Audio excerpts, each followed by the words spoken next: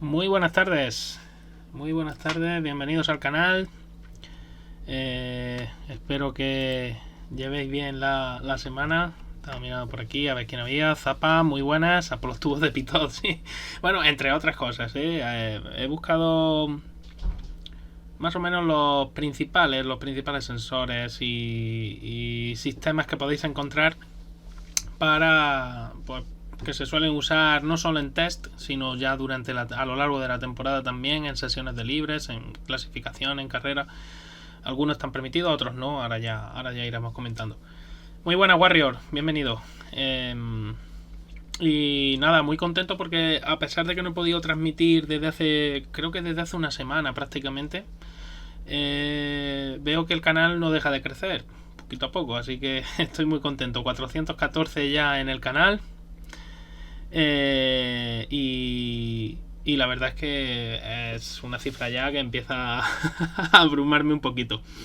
¿Qué más? ¿Qué más? Bueno, supongo que ya estaréis... he decidido hacer este directo así, porque supongo que ya estaréis un poco saturados de información de los test, de qué han hecho en test, de qué han dejado de hacer, de las tandas largas, de las tandas cortas, de las tandas medias, de las expectativas con Fernando y Aston Martin, con Sainz y Ferrari, etcétera, etcétera. Y yo pues he estado también comentándolo en GPcast, lo estuve comentando ayer con los chicos de Keep Pushing, que sabéis que los chicos de Keep Pushing también están aquí en Twitch, si os recomiendo que los sigáis. De hecho, creo que los tengo recomendados en el canal aquí en Twitch. De todas maneras, ya digo, podéis seguirlos también en Twitch. También tienen canal de Telegram, Keep Pushing F1 creo que se llaman. Y nada, por mi parte ya, supongo que vosotros también lo estaréis, pero por mi parte ya con muchísimas ganas ya de que llegue el fin de semana y de que se despejen ya, todas las dudas. Porque realmente ahora mismo lo que hay, más que certeza, lo que hay son dudas. La única certeza, como llevamos diciendo, es que Red Bull tiene pinta de que está para arrasar. Y, y que la única oposición posible ahora mismo, o la más cercana que se observa, es Ferrari. Mercedes no sabemos muy bien dónde están. Y Aston Martin, sí, están bien, sobre todo parece que en ritmo de carrera, pero claro, es que Fernando, es que, en fin, creo que hay muchas dudas sobre todo con la zona media, o por lo menos para mí las hay. Así que bueno, por hacer algo diferente, algo distinto, algo que no sé, que no se suele comentar mucho estas cosas, se suele hacer muy de pasada, ¿no? Y tal. Y digo, voy a comentarlo con vosotros, y lo vamos viendo. Y bueno, como dice Zapa que vamos por los tubos de pitot, pues he decidido yo de primeras empezar, pues, como es lógico y normal, con los tubos de pitot. Los vais a encontrar habitualmente, porque los que sí están permitidos en los coches en las sesiones oficiales, son estos, ¿no? Que veis aquí delante en el morro. Se colocan precisamente ahí porque vienen muy bien para monitorizar continuamente, entre otros datos, la presión del aire, la presión estática en esa zona concreta. Ahora os voy a poner un esquemita para que veáis realmente cómo funciona un tubo de pitot. Porque se dice, se habla, se comenta. Normalmente escucho a la gente decir, ¿no? Bueno, el tubo de pitot, pues lo que mide es la velocidad del aire y tal. A ver, es una manera de medir la velocidad del aire, una manera indirecta.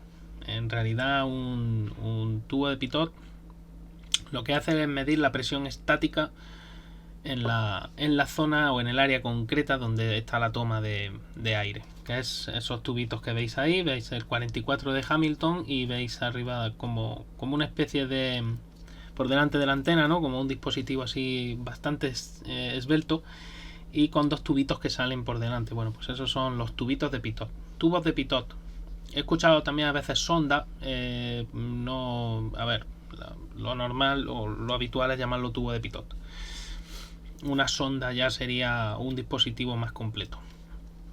Eso sería un simple tubo. Se utilizan normalmente los equipos Depende del equipo, depende de cómo quieran medirlo. Pueden utilizar 2, como en este caso, doble, pueden utilizar 1, en fin. Eso ya depende de cada equipo. Perdonad un segundillo. Ahí, vale. Pero ya digo, lo normal suele ser eso, utilizar un tubo de pitot en esa zona, porque además viene muy bien para saber cómo está trabajando la parte delantera del monoplaza. Si al final los resultados, los cálculos que tú haces de velocidad del aire son los que tú te esperas, realmente sabes que ese aire está llegando a la parte trasera, o por lo menos a priori debería de estar llegando. Otra cosa es cómo llegue.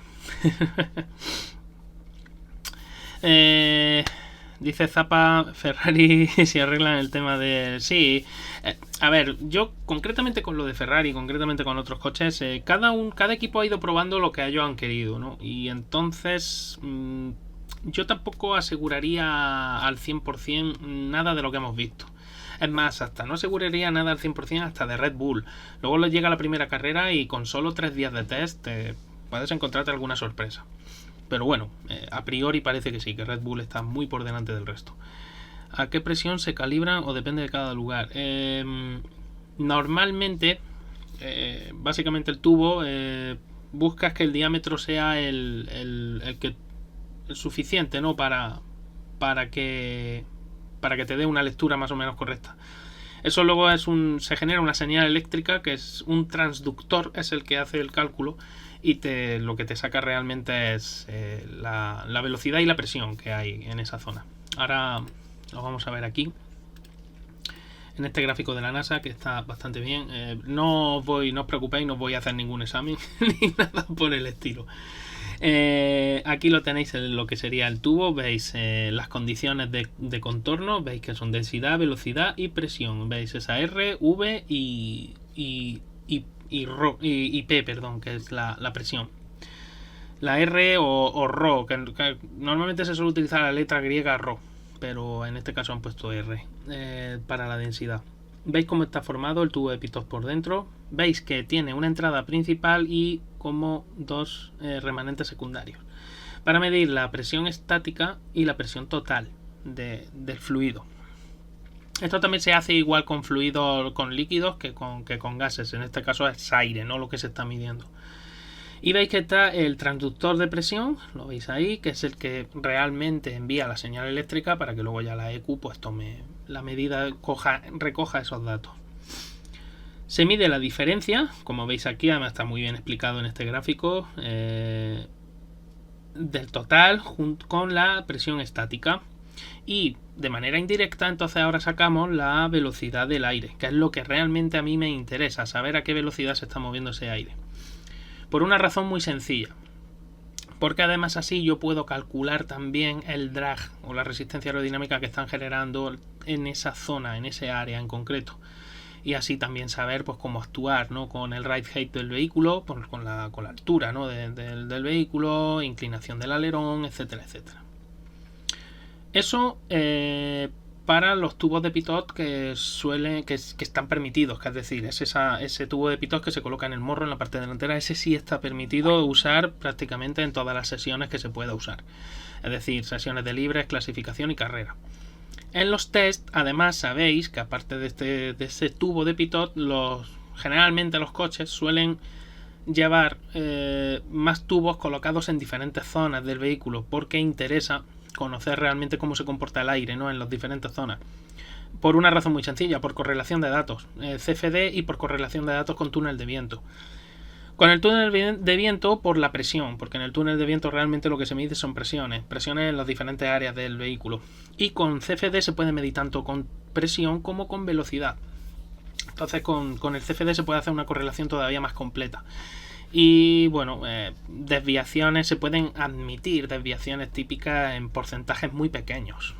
O sea, se puede considerar un porcentaje por debajo del 5, de una desviación por debajo del 2,5%, del 3%, a priori no debería de suponer un gran problema. Porque además puede ocurrir que ese día que se ha estado probando en la pista, el viento real su dirección fuera X, la que fuera, noroeste, este, sureste, me da igual. su sentido, su dirección noreste a sureste, sentido tal, etcétera, etcétera, ¿no? Y la velocidad del viento. Entonces eso también hay que tenerlo en cuenta. Es muy importante tener esos datos del viento, tener esos tubos de pitot que me están midiendo la presión estática y la presión total, y tener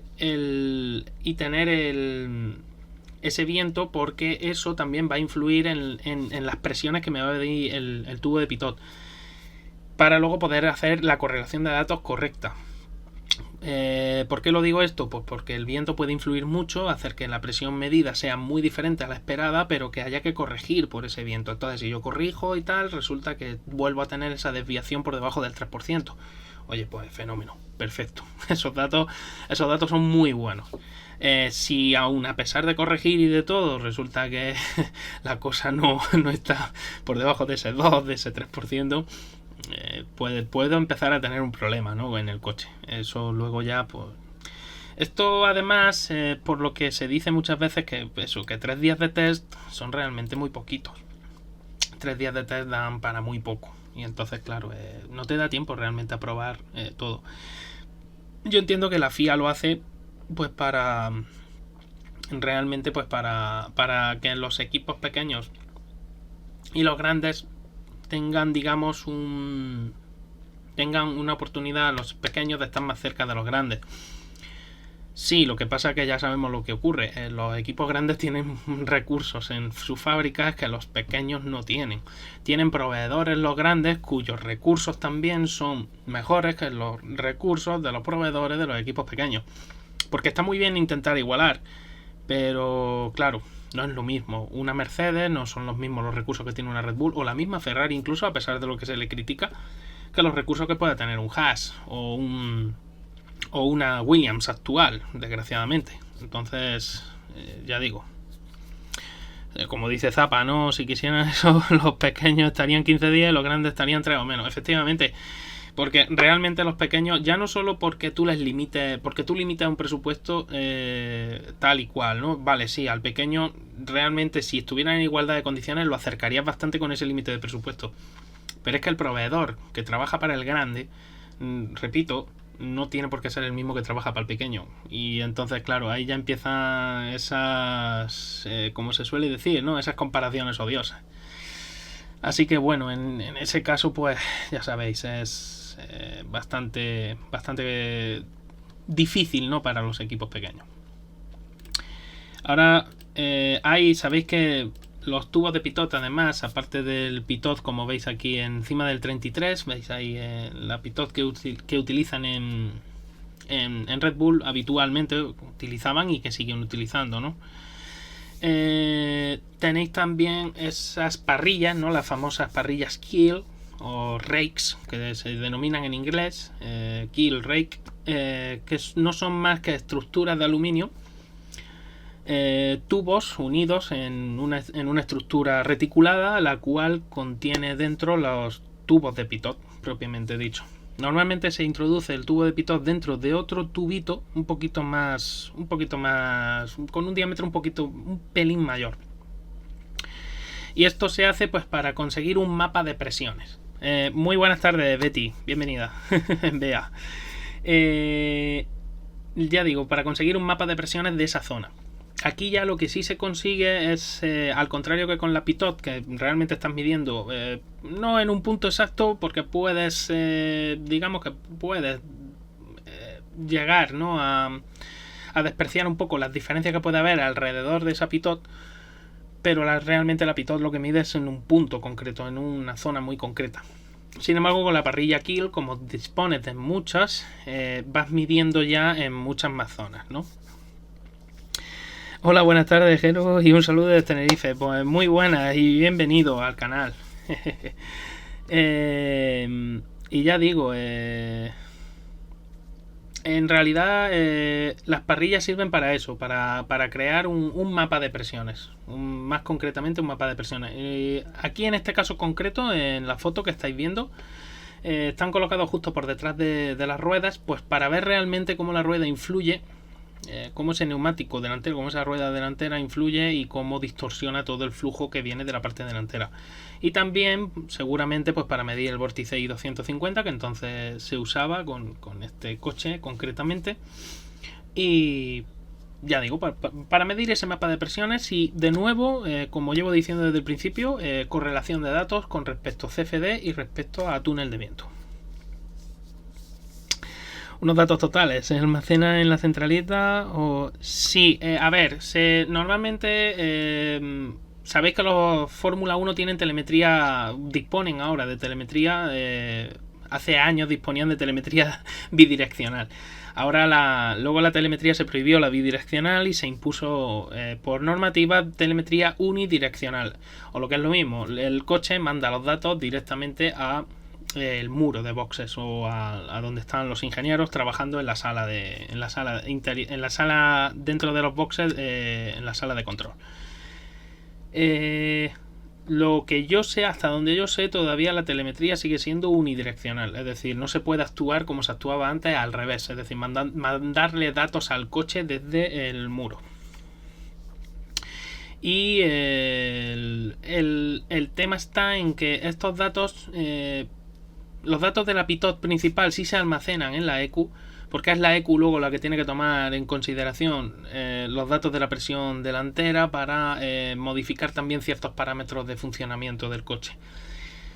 Y los datos de una parrilla kill se almacenan aparte, o lo que es lo mismo, el coche va enviando esos datos continuamente por telemetría unidireccional a donde está la gente del equipo, y eso se almacena luego en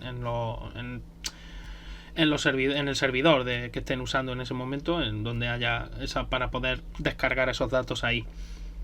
Tengo entendido, esto ya os hablo de memoria ahora mismo, no recuerdo bien ahora mismo. Sé que a veces se instalan dispositivos de grabación en los coches, sobre todo en test, porque luego en carrera solo están permitidos los dispositivos oficiales de la FIA. Se instalan dispositivos de grabación de datos, de recogida de datos, ¿no? Y de almacenamiento, básicamente discos duros, para entenderlo. O discos duros o discos de estado sólido, etcétera. Y se instalan en el coche.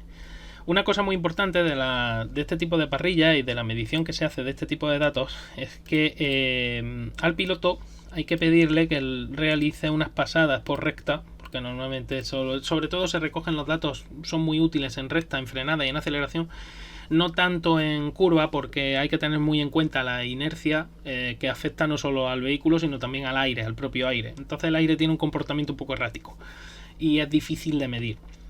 Y cuando se colocan, efectivamente, como dice Zappa, velocidad constante, normalmente se le pide al piloto que vaya a velocidades comprendidas entre los 150 160 km por hora hasta los 230 250 como mucho. Se puede escoger un rango diferente de velocidades dependiendo de la prueba que se quiera hacer. Habitualmente se suelen hacer o a 180 o a 240, 250. Y eso luego se compara y se hace la correlación. Como ahora la FIA tiene limitado los túneles de viento a una velocidad máxima de 180 km por hora de velocidad de aire, realmente ahora, para comparación, te sirve más utilizar la comparativa con el vehículo yendo a velocidad constante a 150, 180 km por hora que yendo a 250, que también te sirve para el CFD, pero realmente para el túnel de viento ahora mismo no es posible ya correlacionar esos datos. Entonces, bueno, la cosa cambia, ¿no? Realmente, ya digo, actualmente las cosas se están limitando mucho. Yo creo que al final, con la limitación, pretenden reducir los costes ¿no? de diseño, fabricación, etcétera, pero al final lo que hacen es aumentar costes en otro sentido, porque los equipos grandes siempre se buscan las triquiñuelas pues para poder buscar simulaciones mejores, etcétera, etcétera. Pero bueno, esta es una parrilla también, una kill que se ha colocado en la parte trasera del vehículo. Estas son las que solía utilizar Ferrari, y aquí lo que quieren es un mapeado completo, ¿no? De toda esa zona trasera y compararlo con sus datos, sobre todo con los de CFD seguramente. Y al final lo que obtienes de nuevo es un mapa de ese área, con un mapa de presiones propiamente dicho, donde puedes ver las áreas donde hay más presión y donde menos. Realmente aquí Lo que interesa, por ejemplo, en la imagen anterior, que no os lo he dicho, voy a poner otra vez la imagen anterior, lo que interesaría es que la zona de baja presión o el área que ocupa la baja presión fuera la mínima imprescindible. Realmente va a ser la huella del neumático como mínimo, eso va a ser como mínimo. Y te interesa que se quede esa zona lo más estrecha posible, porque eso significaría que la vorticidad que estás usando para limpiar ese flujo de aire sucio, que es el que tiene baja presión, esa vorticidad está funcionando y está arrastrando esas bajas presiones fuera de donde tú quieres. Entonces realmente aquí los datos que te interesarían es que esas bajas presiones se quedaran en la zona de más cercana, o sea, en la zona trasera o en la misma parrilla, la zona que coincida con, digamos, como si fuera una sombra, ¿no?, de esa rueda, más o menos en esa zona. Interesaría que estuviera midiendo ahí ya las bajas presiones, que sea el mínimo área de toda esa parrilla. Si el área es bastante más extensa, significa pues que tienes que trabajar más y hacer que los vórtices sean más potentes y limpien ese flujo de aire sucio. Es un poco, bueno, es difícil, pero con estas parrillas se puede ver muy bien todo eso. Y aquí en esta imagen del Ferrari que os he puesto antes, pues lo mismo. De nuevo te interesa que en la zona del difusor la presión sea muy alta. Te interesa que la presión sea bastante alta, porque eso significa que el difusor está funcionando correctamente, que no hay pérdidas de carga en el difusor, no hay tampoco puntos de remanso, ¿no?, en la salida del difusor. Y por otra parte te interesa que la presión baja sea también de nuevo la huella del neumático, que no abarque mucho más de eso, estando la parrilla bastante cerca del neumático, como se está viendo, bastante cerca de la rueda. Luego ocurre una cosa también cuando tú estás midiendo con una parrilla kill, en este caso concreto no, porque va situada en la parte trasera del vehículo, entonces influye bastante menos en la aerodinámica total del vehículo, pero en la parte delantera sí influyen y cambian el comportamiento del vehículo, toda la zona que va desde la parrilla kill hasta que se acabe el vehículo. En el caso del Red Bull de antes sería desde la parte delantera prácticamente, desde un poco detrás del eje delantero hasta el final del vehículo. Si no, vamos, es una locura porque no se puede correr con eso, pero si se decidiera a intentar ir más rápido con una parrilla kill, ya no es un problema tanto el que se desprenda o que haya peligro de que eso se desprenda, etcétera, como sí que el ala trasera y toda la aerodinámica trasera del vehículo funcione mal porque esa parrilla está haciendo que ese flujo cambie su comportamiento, porque hay un objeto ahí que está realmente desviando ese aire. Entonces la parrilla realmente lo que te indica es toda ese área de presiones y no afecta al funcionamiento de la parte que va por delante de esa parrilla. La parte que va por detrás no sirven, los datos que se obtengan no sirven absolutamente para nada mientras haya estado esa parrilla colocada. Ya digo que en esta imagen pues no hay una influencia negativa enorme porque realmente esa parrilla está colocada muy atrás, pero si necesitar, pues es verdad que hay una influencia bastante importante. No sé si recordáis, es verdad que ya últimamente no los he visto o a lo mejor que no he estado muy atento a los test últimamente, pero había hace tiempo tubos de pitot que se colocaban, como veis, en estas torres que se colocaban, ¿no?, muy por encima de la cámara oficial de la FIA. Estos dispositivos luego no se podían usar en carrera, claro, como es lógico en sesiones oficiales, pero sí se usaban mucho en test y se colocaban muy alto, muy arriba. Bueno, esto, su finalidad es comprobar realmente hasta dónde llega o hasta dónde podría llegar el flujo desviado de la parte delantera del vehículo y si sale mucho flujo hacia la parte pasa muy por encima, ¿no?, del vehículo ese flujo desviado. ¿Por qué? Porque ese flujo tiene una velocidad mayor o puede tener una velocidad mayor y una presión menor. Entonces yo mido la presión arriba y si la presión es bastante más baja de la ambiente, ya me está indicando que no está funcionando bien la aerodinámica delantera del vehículo. Entonces lo que tienes que ver es que esa pitot te está indicando una presión relativamente alta. Si te está indicando una presión relativamente alta, significa que el aire no se está moviendo tan rápido. y por lo tanto ese aire no se está desviando tanto por encima del vehículo y sí está alimentando bien todo lo que es la zona del capó motor, la entrada de aire del airbox, y está llegando aire con suficiente caudal al ala trasera. Por eso se colocaban estas pitot tan altas, se colocaban mucho más arriba, precisamente para eso, para poder medir si realmente había mucha desviación de aire o no. Y ese es otro de los motivos, ahora que os acabo de decir, me viene muy bien a cuento. Cuando se trabaja en un túnel de viento, hay que tener muy en cuenta que las paredes del túnel de viento producen interferencia por cercanía de esas diferentes superficies que pueden formar ángulos perpendiculares. Sí, podrían estar entre el suelo y las paredes laterales, etcétera. Ahí se forman interferencias. Entonces, cuando yo introduzco un modelo de prueba en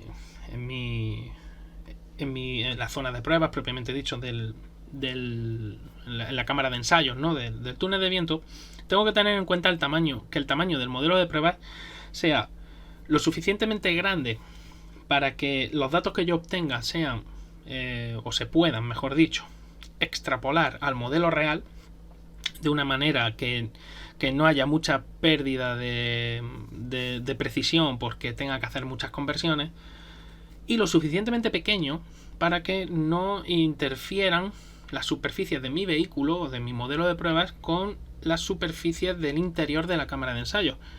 Entonces, lo ideal, ¿qué sería? Pues una cámara de ensayos enorme en la cual mi vehículo estuviera en medio y que hubiera metros y metros de distancia entre las paredes y mi vehículo, ¿no? Eso no siempre es posible, de hecho eso es una barbaridad, porque eso encarecería muchísimo los ensayos, porque necesitas muchísimo caudal de aire, y caudal de aire significa que necesita que la turbina que mueve el aire en el túnel de viento tenga una potencia tan descabellada que en fin, que la cosa se ponga muy seria. Entonces lo que se hace es trabajar, ya lo sabéis, con modelos a escala, y se hace por eso precisamente, porque así no hay una interferencia entre esas paredes y mi modelo de pruebas. Pues en la Fórmula 1, con los Fórmula 1 pasa exactamente igual que con los aviones, que con todo vehículo que yo quiera probar en un túnel de viento. Y de ahí que lo de la pitot esté colocada tan alta precisamente para eso, para que todo ese aire que me está desviando mi vehículo, pues ver cómo realmente si está alterando mucho la presión a esa altura o no la está alterando tanto. Si no la está alterando tanto es buena señal. Si la presión sí la está alterando mucho y está bajando, es mala señal. Hay mucho caudal de aire que lo estoy perdiendo, y ese caudal me está robando energía, me está quitando energía al vehículo. Se me suena que el último... Sí, es que por eso digo que hace bastante tiempo que no los veo. No sé si es ya porque realmente ahora ya lo que es... Hombre, entiendo que ahora con la normativa nueva les interesa mucho más lo que pasa por debajo del coche que lo que pasa por encima. Lo que pasa por encima trabaja para que lo que pasa por debajo funcione bien. Pero realmente también te interesa que lo que pasa por encima funcione correctamente. Muy buena, Black Swift. Bienvenido, buenas tardes. Y eso hay que tenerlo muy en cuenta. Pero es curioso porque hacía tiempo que no veía torretas, y mientras estuve buscando imágenes para el directo, pues me encontré con esta y dije, mira, la voy a poner de todas maneras porque seguro que hay gente que lo recuerda. Ay, esta imagen no le cambié el tamaño, pero eso, ahora voy a ver si la puedo ampliar. Un segundito, que esta se me pasó, seguramente. Pero esto creo que lo podemos arreglar en un segundillo. Estos que os quería enseñar también, otro tipo de tubos de pitot que también se colocan. Ferrari es muy amiga de esto, Red Bull también, con el tema... Vale. Eso es... Yo creo que si la guardo tal cual debería de cambiar su tamaño. Vamos a ver ahora. Efectivamente. Vale. Estos son, de nuevo, tubos de pitot que se colocan en una tira. ¿Veis? Colocados ahí en línea. Bueno, pues ya tengo un pequeñito mapa de presiones de esa zona en concreto. De nuevo, ¿qué interesa aquí en esta zona? Bueno, pues interesa que la presión sea relativamente alta. Y digo relativamente porque no interesa que sea muy alta. Interesa que sea relativamente alta. Porque la cara inferior de este suelo, de este fondo plano, sí debería de estar a mucha menos presión que la cara superior, que la que estamos viendo, donde están situadas esas pitot. Entonces aquí lo que interesa es que la presión sea relativamente alta, pero tampoco que no sea muy alta, porque si está muy alta significa que mi aire está muy parado, y si está muy parado no es bueno tampoco.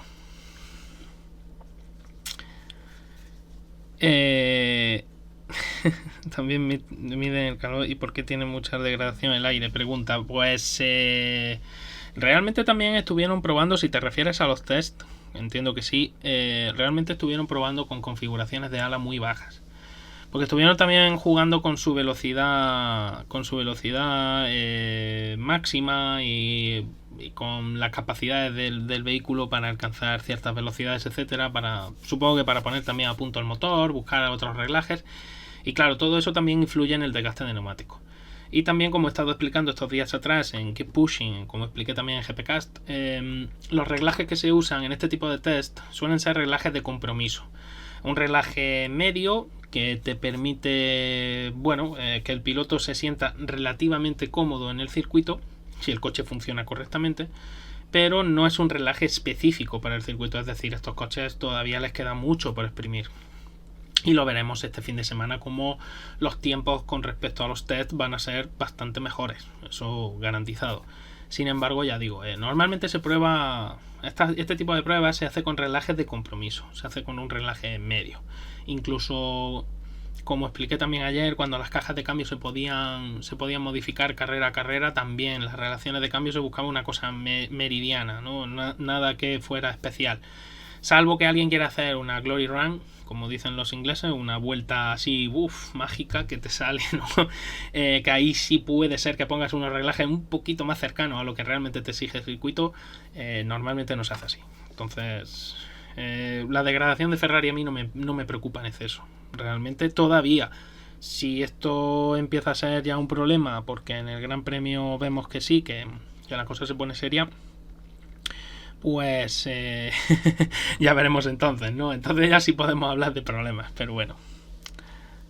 Vibraban mucho los tubos de pitot, chasis in the middle. Muy buena y buenas tardes. Pues un poco se atreven a pasar a push rod. ¿A push rod o te refieres a pull rod chasis in the middle? Yo creo que te refieres a la pull rod delantera. Pero sí, realmente la ganancia de la pull rod a la push rod, como he dicho muchas veces, es un poco más, deja más diáfano, ¿no? El espacio o el área para que pase el aire. Es decir, hay más caudal de aire que puede pasar por esa zona sin que sea un problema. Pero luego tiene también otros inconvenientes que hay que tener en cuenta. La push rod es más fácil de poner a punto, la delantera, porque los mecánicos tienen mejor acceso a los elementos amortiguadores y a los elementos elásticos. La pull rod es un poquito más complicada porque con la compresión, con todo tan comprimido como está hoy día, es más, este año todavía están más comprimidos los morros, han buscado estrechar todavía más el morro para poder tener más caudal de aire con el que alimentar el suelo. Entonces hay que tenerlo también muy muy en cuenta en ese aspecto, pero sí, bueno, Red Bull saben hacerlo. McLaren ya estamos viendo que ha tenido también problemas, aparte de los frenos, pero bueno.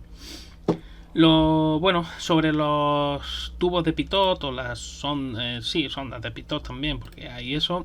Y para medir presiones, pues creo que ya os he enseñado en lo genérico, ¿no? Lo general. Luego ya cada equipo, pues los coloca en ciertas zonas donde le interesa. Generalmente suelen ser como estas fotografías que os he enseñado, salvo la de la torre, que ahora con estos coches es verdad que realmente te interesa más el flujo que viaja por el suelo, por la parte inferior del suelo. Pero en las parrillas Kiel se suelen colocar o detrás de las ruedas delanteras o detrás de las ruedas traseras, incluso por delante de las ruedas traseras también he visto alguna vez parrillas Kiel. El problema de estos coches es que al ser tan curvas las carrocerías y demás suelen ser difíciles de enganchar. Ya habéis visto seguramente en algunos tests, habéis visto cómo algunos coches se han ido perdiendo o se ha descolgado la parrilla, en fin. Hay que tenerlo también muy muy en cuenta. Así que bueno, que básicamente ya digo, es creo que ya os he enseñado más o menos posiciones habituales de una pitot. Ya os he dicho, vuelvo a la foto inicial del directo. Esta es la posición en la que sí está permitido, de hecho es imperativo, FIA, el uso de esta pitot. Eso está registrado en el reglamento. Y esta pitot se mandan los datos a la EQ, se almacena, ¿no? En la EQ cambia los parámetros, todos los parámetros de inyección del motor, todos los parámetros de funcionamiento de la EQ, de la electrónica del vehículo, etcétera. Toman datos de diferentes sensores del monoplaza. Un monoplaza tiene centenares de sensores, es una maravilla en ese sentido. Y uno de ellos es el transductor de señal que tiene la pitot. Hay más transductores de señales que ahora os voy a explicar también, porque la pitot no es el único elemento que se usa para medir presiones en las diferentes superficies de un monoplaza. Hay también otros elementos que se utilizan para medir presiones en las diferentes superficies del monoplaza, que lo estoy buscando por aquí a ver si lo encuentro. Aquí está. Quiero que veáis en esta imagen que os pongo ahora, quiero que veáis esos agujeritos y esos numeritos. Esos son puntos de carga puntos, mejor dicho, para medición de la carga aerodinámica que se está generando. O en este caso, ¿por qué se colocan en la parte inferior del monoplaza? Bueno, pues porque ahí es donde el aire tiene mucha mayor velocidad. Entonces, ese pequeño tubo son tubos flexibles que están en el interior, en el núcleo de esa fibra de carbono, de esas diferentes capas. Por eso el plano principal de la sala suele ser un poco más grueso, algo más grueso que los diferentes flaps, porque suele tener también situados ¿veis? Esas tomas de aire específicas, muy estrechas, muy finas.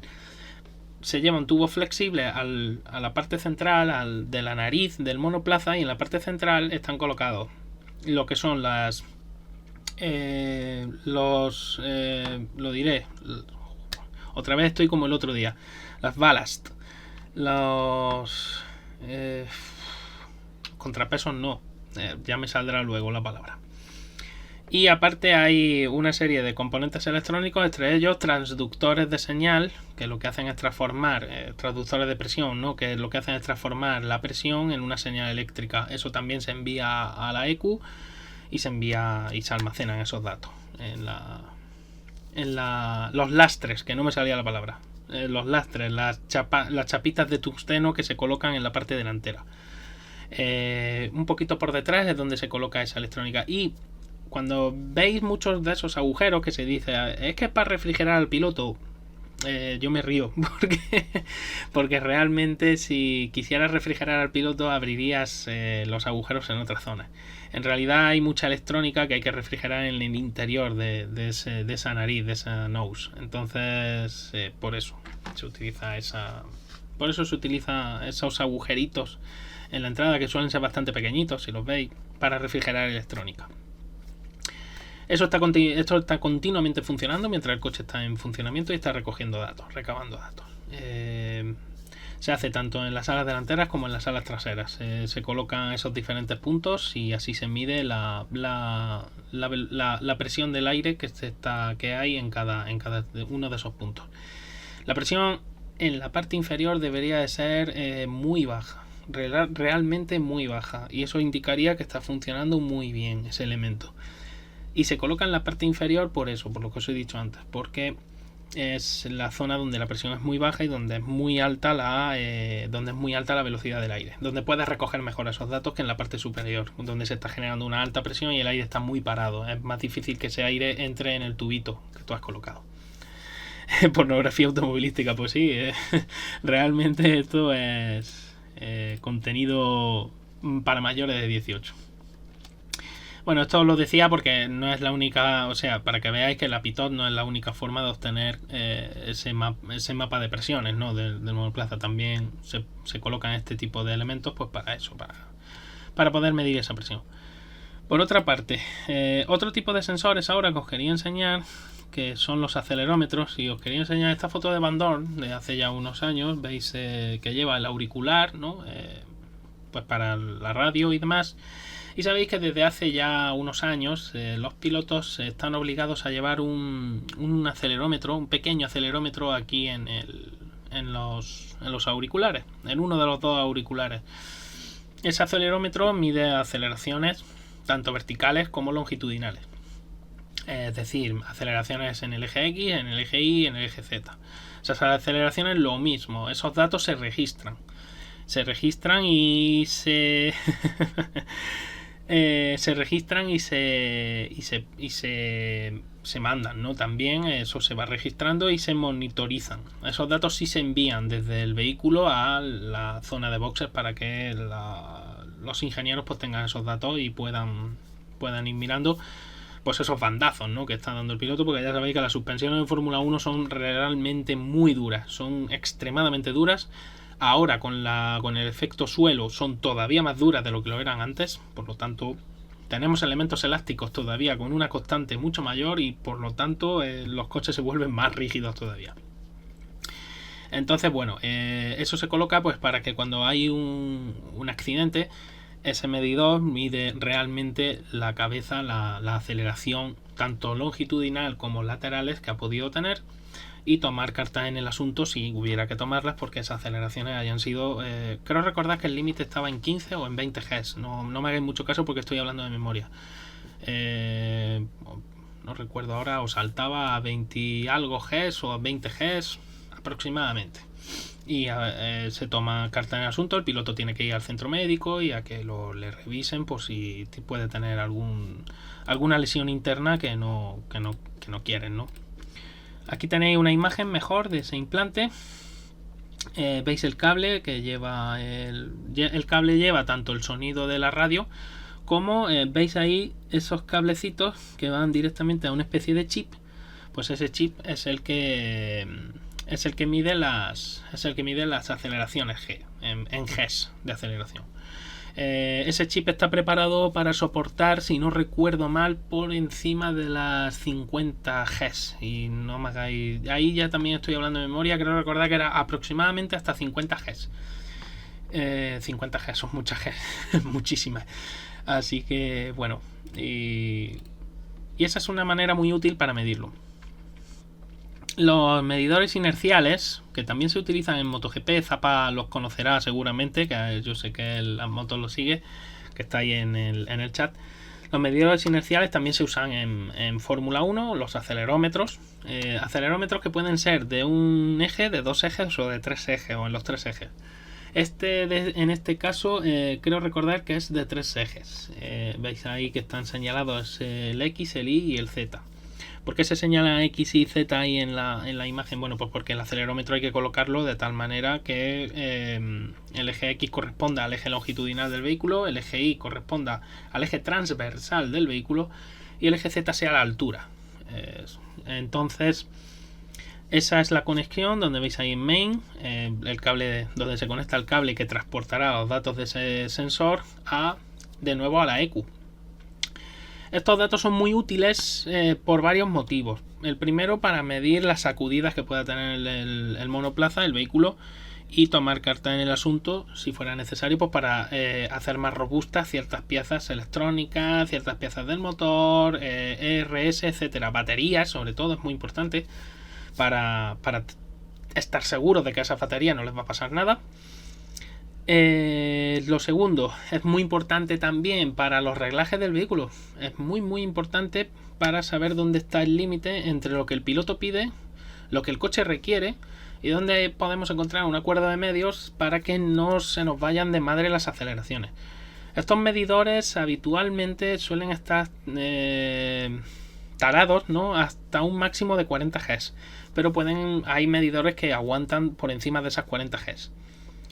Mañana termino de verlo. Un abrazo a todos. Muy bien, Carlos. Gracias por pasarte por aquí, por el canal. Y el tema, ya digo, suelen estar limitados alrededor de 40 Gs. 40 Gs de sacudida son muchas Gs. Así que por eso. Pensad que normalmente en el funcionamiento habitual del vehículo las aceleraciones longitudinales como máximo pueden estar comprendidas entre la 1,5 G hasta las 5,5 en una frenada muy fuerte. Se pueden alcanzar 5 G fácilmente. Las laterales, pues poco más o menos lo mismo, desde las -3, -4 hasta aproximadamente 5,5, hasta 6 G de aceleración lateral casi, o cercanas a las 6 en casos muy puntuales. En un avión de combate, por ejemplo, ya sabéis, se pueden llegar a alcanzar las 9 Gs. Estamos hablando de una diferencia bastante significativa con respecto a la Fórmula 1, pero la Fórmula 1 es bastante... En esto alcanza unas cifras que dan bastante miedo. Muy buenas, Pir, bienvenido.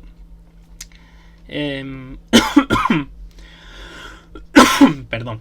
Y quería enseñaros esto por eso, porque veáis que los acelerómetros son aparatos bastante pequeñitos. Si necesitas más Gs de resistencia, ¿no? Imagínate que quieras medir algo que sabes que va a estar sometido en algún momento determinado, puede estar sometido por encima de esas 40 Gs, el aparato pues será un poquito más grande y un poquito más robusto.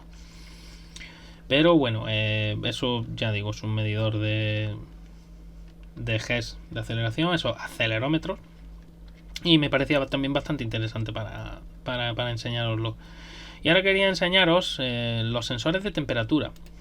Aquí os voy a enseñar un sensor genérico de temperatura, en este caso, de TechSense.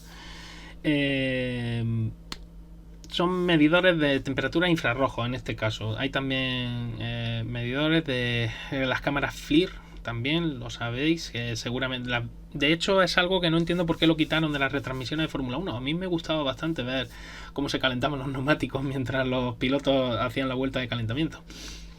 El tema, estos sensores se utilizan también en test, básicamente porque luego en sesiones oficiales no están permitido usar este tipo de sensor. Sí está permitido usar otro tipo de sensores, como pueden ser termómetros electrónicos, etcétera, termistores, que los termistores también están permitidos. Y lo que pasa es que ya sabéis que el termistor es un sistema que, como mide la temperatura de manera indirecta, es mucho menos preciso de lo que puede ser un termómetro. O un medidor infrarrojo como puede ser que este sí es muy preciso. Normalmente este tipo de elementos se suelen esconder dentro de la carrocería del vehículo mientras se hace el test. Se coloca una especie de bulbo, ¿no? Con fibra de carbono que se pega o se adhiere a una zona concreta de la carrocería. Se hace que el aparato, que en este caso el dispositivo, apunte a una zona concreta. Pues pueden ser los neumáticos, pueden ser los radiadores, pueden ser...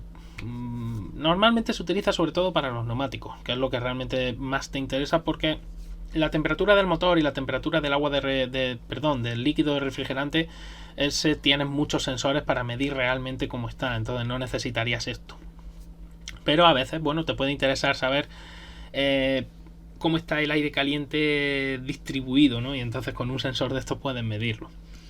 Y ya digo, se colocan normalmente en test, se mide la temperatura de la zona exterior del neumático y se mide por dentro la temperatura de la carcasa del neumático por la parte interior, y se comparan y se ve a ver cómo está funcionando el vehículo, si está calentando las gomas correctamente, si no la está calentando, etcétera, etcétera. Os puedo enseñar aquí ejemplos creo que tengo por aquí un ejemplo del sensor.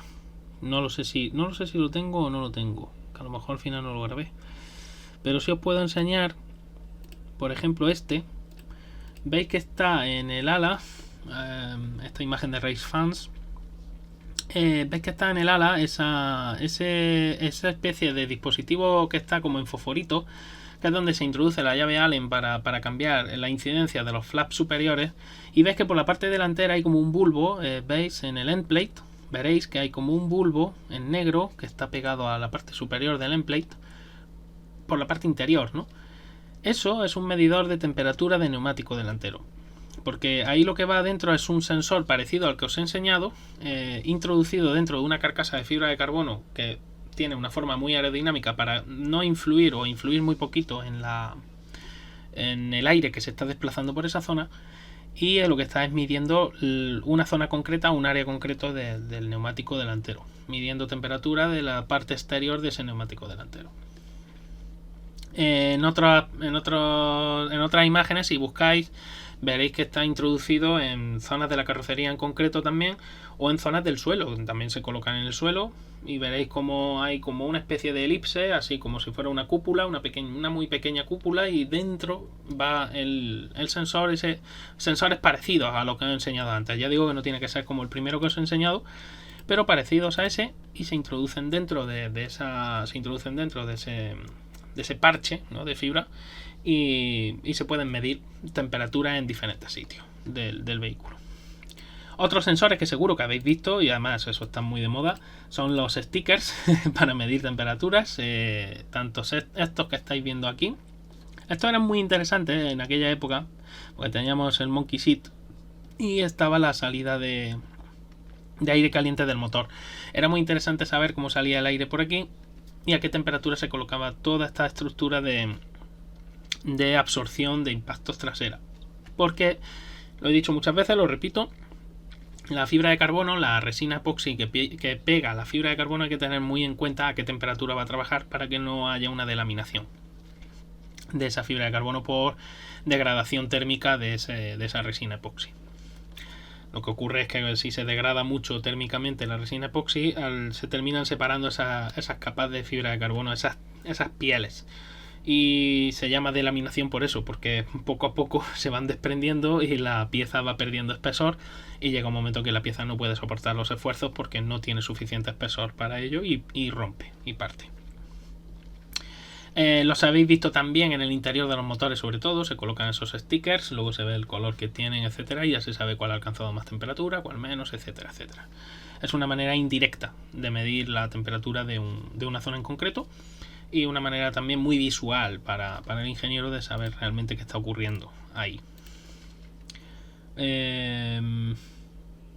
Y ya por el tema temperaturas yo creo que tampoco ya hay mucho más que explicar, ya os digo. Y ya por último, esto no es un dispositivo ni es un sensor propiamente dicho, pero sé que os gusta mucho, a la gente le suele gustar mucho. Es la famosa parafina, o en inglés denominada Flow Beads. Sabéis que son de diferentes colores, se pueden hacer.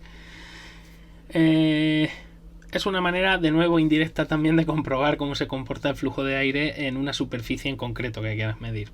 Hay que tener muy en cuenta varios aspectos, en este caso, a la hora de medir eso, y que más bien a la hora de medir no, sino más bien que los resultados que obtengas, es decir, esas líneas que trace el aire, pues sean lo más parecidas posible a la realidad, porque nunca pueden ser igual a lo que sería el aire circulando por esa superficie sin la parafina encima. La parafina tiene que ser lo suficientemente viscosa para ofrecer cierta resistencia al paso del aire y que el aire la arrastre de manera que vaya pintando esas líneas. Y tiene que ser lo suficientemente fluida para no ser un impedimento para el aire para avanzar, es decir, para que el aire no termine de desprender la capa límite y se genere muchísima turbulencia. Dice, ¿y no usan algún tipo de láser o sensor operativo inductivo para controlar la altura? Ahora de eso iba a hablar también, Zapa, porque quería hablar ahora después os lo enseño también, el sensor de la altura de vehículo, que suele ser muy usado porque, sobre todo para temas de reglaje y para temas de... No pasa nada. Yo os agradezco que estéis activos en el chat, sinceramente, porque a mí se me puede pasar algo o lo que sea y, oye, pues podemos buscarlo en un momento y charlamos sobre eso.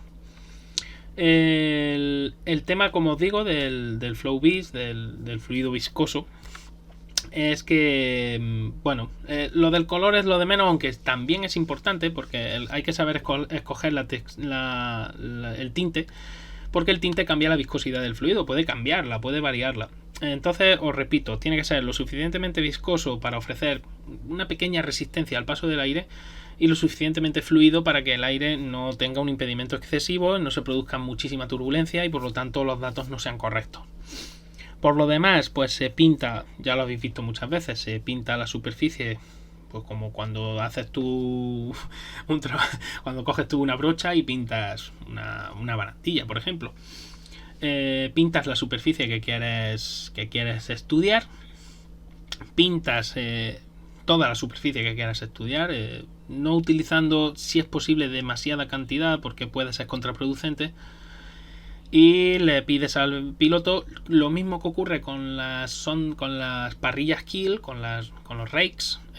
Aquí le pides exactamente igual al piloto, que la velocidad de paso en las curvas vaya relativamente lento y que no se superen los 180-200 km por hora a ser posible, para que tampoco termine arrastrando el fluido demasiado atrás y las cosas se pongan, o sea, al final tampoco sean datos muy, muy precisos, ¿no? Esto luego después, sabéis que los fotógrafos normalmente en test te ofrecen, luego se difunden, ¿no? Fotografías del fluido, pero esto realmente como se estudia es una vez que ya el coche está en boxe, que ya se ha parado, que ya está todo pintado por el aire, ¿no? Normalmente es suficiente con una vuelta. Hay un señor, uno de los ingenieros o incluso algún fotógrafo contratado que hace unas fotografías específicas de la zona con una luz específica y con un obturador específico, etcétera, etcétera. Os lo digo porque es muy necesario hacerlo así para poder estudiar realmente esas líneas, para que salgan lo suficientemente definidas para saber por dónde están yendo cada línea y para luego compararlo de nuevo con CFD y túnel de viento. Como dice Zappa también, que estoy leyendo, con una lámpara UV, sí, eso también se ha utilizado mucho porque daba mucha nitidez luego a la foto y podías estudiar muy bien esas líneas. Pero normalmente con que sea un color de contraste lo suficientemente fuerte para que haya un contraste bueno entre la superficie, el color de la superficie que quieras estudiar y la parafina, es suficiente. No necesitas esa lámpara de rayo ultravioleta y un fluido diferente. La historia, como os digo, es esa, muy importante. La viscosidad es súper importante en el fluido que utilices. Y la velocidad a la que se desplace el vehículo también es muy importante. No merece la pena que el piloto corra como si fuera una vuelta rápida, porque entonces se puede desprender mucho. Ya os he dicho antes que tiene que ser lo suficientemente fluido para que el aire no encuentre una resistencia excesiva. Entonces el aire puede arrastrarlo tan sumamente lejos que te puede dejar la superficie que tú querías estudiar, te la puede dejar casi sin fluido y que el fluido vaya a otras zonas que no necesitabas estudiar. Entonces es tontería. Cuando vemos nosotros las fotografías, esta fotografía, por ejemplo, que os estoy poniendo, bueno, a nosotros nos llega esta fotografía y sí, más o menos puedes satisfacer un poco cómo va el flujo y tal, pero realmente, os repito, la verdadera forma en la que se estudia bien es haciendo la fotografía ya una vez que el coche está parado, parándote a hacer la fotografía de la superficie en concreto, etcétera, etcétera. Y con eso se ve que el equipo lo ha hecho bien y... Sí, pero depende de la idea que tenga cada equipo. También puede haber equipos que quieran turbulencias en ciertas superficies porque les vienen bien esas turbulencias, porque quieren que haya turbulencia. Y tú interpretar que si ahí hay turbulencia, eso es malo, porque a mí me han dicho que las turbulencias son malas. Sí, casi siempre son malas, pero hay casos en los que también pueden ayudar. Entonces hay que tenerlo muy en cuenta. Realmente esto es una manera de comprobar, de corroborar en test que el aire está llegando, el caudal de aire está llegando en suficiente masa, ¿no? a la zona, ¿no? que te interesa realmente. Y volviendo al tema, como decía Zappa antes, del sensor de altura del vehículo, algunas veces habréis visto los monoplazas rodando y como una especie de luz, ¿no? Que algunas veces incluso se ha interpretado como que es que la plancha donde van las chapas de tungsteno ha rozado tanto con el suelo que estaba al rojo vivo, por esas chispas, ¿no? Que van saltando luego por detrás. Pero otras veces los equipos utilizan este tipo de sensor que está permitido en sesiones oficiales, y que alguna vez, si ha habido la suerte, ¿no? de que algún equipo se lo haya dejado encendido en una carrera, se ha visto, se ha podido ver en carreras. Creo recordar un Gran Premio de Australia, si no recuerdo mal, con Mercedes, con este sensor encendido. Bueno, pues esto es un sensor de medición de altura del vehículo. Se suele colocar sobre todo en la parte delantera porque la zona más baja del vehículo está ahí, en la zona de la quilla. La FIA exige que en estático esa zona esté a 50 milímetros de altura mínima al suelo. Los equipos, que es lo que hacen, pues colocarlo a 50 milímetros de altura mínima al suelo, punto. No se complican, o sea, quiero decir, no hay ningún equipo que diga, bueno, yo lo voy a colocar a 55 porque me viene bien. No, lo que te viene bien son 50. Y si la FIA permitiera 40, 40. Y si la FIA permitiera 10, serían 10. Os lo garantizo. El tema es que, bueno, la FIA, por limitar La carga aerodinámica, y por limitar también una serie de desmanes que podrían cometer los ingenieros, exige que sean 50 milímetros mínimos de altura libre al suelo de la plancha de madera y de la zona de la quilla con respecto al suelo, 50 milímetros. Ese sensor mide la altura en el movimiento del vehículo, es decir, en dinámico. En estático tenemos 50 milímetros, pero en dinámico nunca vamos a tener 50. Por muy rígida que sea mi suspensión, el aire va a comprimir esa suspensión, y aunque yo tenga un tercer elemento elástico, el head spring, que se llama, el cual me va a permitir que mi vehículo no baje mucho su altura, sí va a bajar su altura, y además eso me viene bien aerodinámicamente. Reduzco resistencia aerodinámica y en las curvas puedo aumentar mucho la carga. Entonces, ese medidor lo que hace es ver realmente hasta dónde llego. ¿Por qué? Porque es contraproducente estrangular mucho el flujo. No me interesa tampoco acercar tanto al suelo que haya peligro de que toque demasiado esa plancha, de que roce demasiado, y tengo dos problemas. Uno, la normativa técnica, que permite que la plancha inferior del vehículo tenga un desgaste máximo de, no recuerdo bien si son 7 milímetros o 5 milímetros o algo de eso. Repito que estoy hablando de memoria. Y el segundo y más problemático, que interrumpa el flujo de aire en la parte inferior del vehículo por la parte delantera, que sería mucho más problemático incluso que lo que ocurre con el porpoising. Entonces, ese sensor es utilizado por los equipos para eso precisamente, para estar pendientes de que la altura nunca supera un límite que no es conveniente.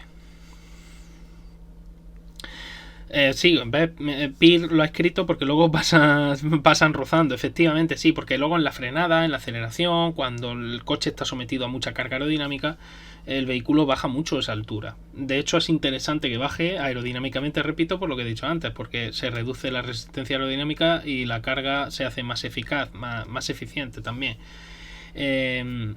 Y este sensor, repito, se utiliza pues para ir obteniendo datos en continuo de la altura libre al suelo que dispongo. Lo ideal es que esté lo suficientemente alto para permitir pasar el flujo sin mayor complicación, y lo suficientemente bajo para reducir esa resistencia aerodinámica y para aumentar el efecto Venturi del fondo del monoplaza. Pues ese sensor, que son sensores láser y sensores fotovoltaicos, creo recordar, son como las células fotoeléctricas que se usan parecido, ¿no?, a una célula fotoeléctrica, y suelen recoger esos datos, suelen estar continuamente recabando datos de la altura, y se suelen colocar, vuelvo a repetir, en la zona de la quilla del vehículo, en donde antiguamente lo que se conocía como bandeja del T. Ya sabéis que con la nueva normativa eso se ha quedado muy reducido a una superficie muy pequeña. Anteriormente la bandeja del T era una zona bastante más amplia. Aquí estáis viendo precisamente esa zona, más o menos, creo recordar que estaba colocado más o menos por ahí, y un poco adelantado a la zona de la bandeja del T. Y ya digo, también se pueden colocar en otros sitios, también los he visto en el eje trasero, pero suelen ser más habituales en esa parte, repito, por lo mismo, porque es la zona más baja, es la zona realmente más baja del vehículo, y es donde te interesa realmente tener muy controlada esa altura, que no se te vaya de madre. Y bueno, por mi parte, ya sobre sensores, medición y demás, no mucho más que comentar. Hay muchos tipos de sensores. Hay sensores, pero son redundantes, es decir, son sensores de temperatura y de presión, pues colocados en diferentes zonas del vehículo, tanto para fluido hidráulico como para los frenos, como para líquido de frenos, como para muchos dispositivos, para muchos sistemas del vehículo. Pero repito que son los sensores principales de los vehículos de Fórmula 1 son estos que os he enseñado: sensores de temperatura, sensores de presión, este sensor concretamente que os estoy enseñando de altura libre al suelo, y los famosos tubos de pitot y parrillas Kiel que se usan en aerodinámica pues para medir diferentes presiones en diferentes zonas del monoplaza. Interiormente, pues sensores de presión del neumático, sensores de temperatura del neumático, sensores, pero al final es redundante todo.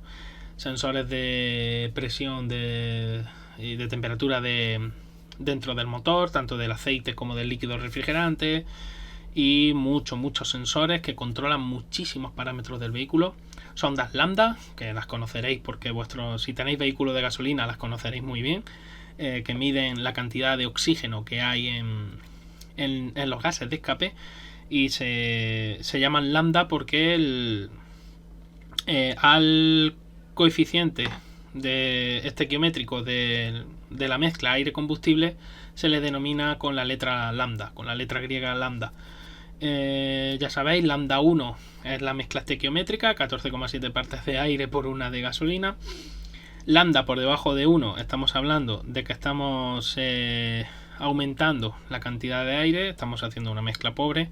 Y lambda por encima de 1, lo que se está haciendo es una mezcla rica, o lo que es lo mismo, disminuyendo la cantidad de aire o aumentando la cantidad de gasolina que estamos introduciendo. Por mi parte, repito, los sensores ya creo que los hemos repasado todos.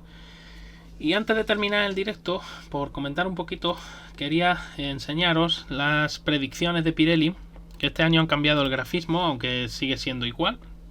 Los datos que dan son los mismos. Y una cosa que me ha sorprendido, que ahora os lo enseñaré, vamos, me ha sorprendido gratamente además, creo que es una buena medida. Aquí tenéis la información del circuito, veis, son 57 vueltas, algo más de 5,4 kilómetros, la longitud de la vuelta. El total algo más de 308 kilómetros, y la vuelta récord, ya sabéis de quién es el récord de vuelta. No voy a nombrarle, no porque le tenga tirria ni nada de eso, pero por si acaso. Ya veis los compuestos que hay, C1, C2, C3, ha llevado la gama más dura, normal. El asfalto de Abu Dhabi, el asfalto de Bahrein, de Sakir, es muy abrasivo. Es muy abrasivo porque además tiene relativamente poco agarre, entonces eso hace que se desgaste mucho el neumático, sobre todo en las aceleraciones laterales. Realmente aquí lo que sí hay que tener muy en cuenta, como veis en el gráfico, son los eventos de tracción y frenada, porque realmente la carga aerodinámica es relativamente baja y el estrés lateral del neumático es medio. Hay zonas en las que se estresa bastante. Las enlazadas de aquí, que os las estoy señalando, aquí hay una frenada muy interesante. Escuché a Charlie en su directo de ayer, creo que fue. La verdad es que es muy interesante esta frenada, porque aquí se ve muy bien qué coche tiene mucho equilibrio, qué piloto se atreve a frenar un poquito más tarde y cuál no. Y luego esta zona de aquí, que también el lateral hace que el neumático tenga mucho apoyo lateral y también sufre un poquito, pero realmente la mayoría de la vuelta es más tracción que lateral. Entonces el neumático en ese sentido no corre peligro de ciertos de blistering, es difícil, y de esto, de reventar, ¿no? Y ese tipo de cosas. Hace ya bastante que un neumático Pirelli no rompe de esa manera. Lo que os iba a decir que me ha sorprendido es que el camber se mantiene, tanto 3,5 en la parte delantera como 2 en la trasera, el máximo, pero es verdad que las presiones han disminuido y eso me gusta, porque eso, una presión menor hace que el neumático tenga más huella de contacto y a priori debería permitir que haya más agarre. Como estáis viendo aquí en el gráfico, 21 PSI delante, 18,5 PSI detrás. Esto, el asterisco, es porque está sometido a revisión después de los segundos libres. Si Pirelli considera que se deben de aumentar esas presiones, pedirá a los equipos que se aumenten. Si se pudieran disminuir, no recuerdo ningún caso en el que Pirelli haya disminuido las prescripciones, pero es posible que yo esté equivocado y que a lo mejor en algún momento lo hicieran. No recuerdo ahora mismo que se disminuyeran las prescripciones. Lo que sí recuerdo ha sido muchos casos en los que se han tenido que aumentar, sobre todo las traseras. P6, traducción a kilos de presión o a bares. PSI lo multiplicáis, es decir, al revés, dividís por 0,07. Perdón, multiplicáis, sí, lo he dicho bien. Multiplicáis por 0,07. 0,07 bares es un PSI. Así que multiplicáis 21 por 0,07 y multiplicáis 18,5 por 0,07. Os tiene que salir menos de un bar y medio, aproximadamente en la parte trasera, y en la parte delantera algo más cercano al kilo y medio de presión. Y lo que os quería comentar, que de eso de que me ha sorprendido, aquí coloqué yo el año pasado, esto es del año pasado. Todo esto es igual, C1, C2, C3. Los compuestos sabéis que han cambiado este año, que introdujeron el C0, C1, C2, C3, C4, C5 para probar en Sakir. El C0 que presentaron es el C1 este que estáis viendo aquí. O sea, es un compuesto, a priori se supone que es bastante duro. Lo que me sorprende es que veis 22,5 PSI y 20,5 PSI detrás. Y este año son 18,5 atrás y 21 delante. Es decir, delante no han disminuido, 21 han disminuido un PSI, no llega a un bar. O sea, estamos hablando de... no llega ni a 0,1 bares, mejor dicho. Estamos hablando de una cosa irrisoria, pero atrás han sido 2 PSI, que eso sí supera 0,14 bares. Bueno, estamos hablando ahí de una cosa que sí puede cambiar un poco más el comportamiento. Me gusta que hayan disminuido un poco la presión, porque eso es bueno para el espectáculo. Y bueno, pues por mi parte, pues ya está. Solo decir que si tenéis alguna duda o algo, y mientras pues vamos buscando. Ahora después buscamos para hacer la raid. Por mi parte, pues ya terminar este directo y agradeceros también que hayáis estado ahí en el... Dice que no le nombre, que se te cae el stream. No, por eso. Ya lo sabéis de sobra quién es el que tiene el récord de vuelta, que lo tiene además desde hace muchos años. El tema es ese, como estaba diciendo, que bueno, ya por mi parte creo que no tengo nada más que enseñaros. Y lo único, pues volver a agradeceros que hayáis estado aquí en el stream.